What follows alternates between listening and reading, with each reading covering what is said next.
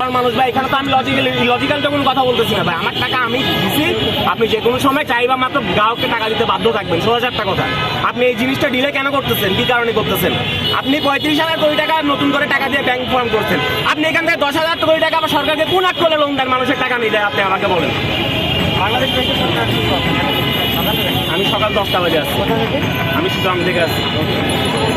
একটা প্রশ্ন আছে আপনাদের।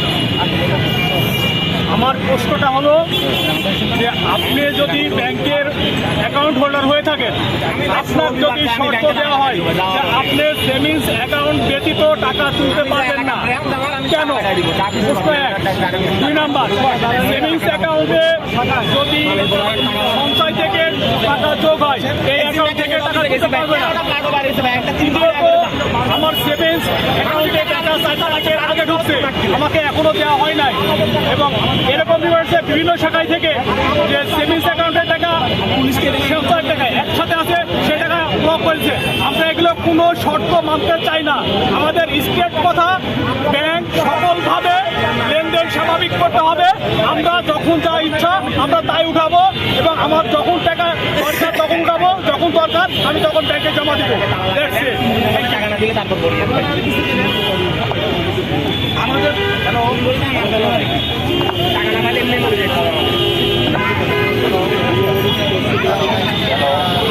আমাদের আমরা আমানতকারী, আমরা চাই, আমরা বাংলাদেশ গভর্নরের কাছে আমাদের পানের দাবি।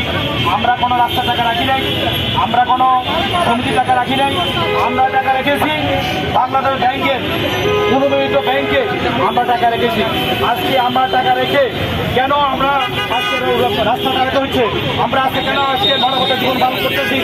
আমাদের ছেলে মেয়ে চিকিৎসা করতে পারতেছি না, আমাদের ছেলে মেয়ে লেখাপড়া করতে পারছি না, আমাদের আজকে যাওয়ার পিঠ থেকে গেছে।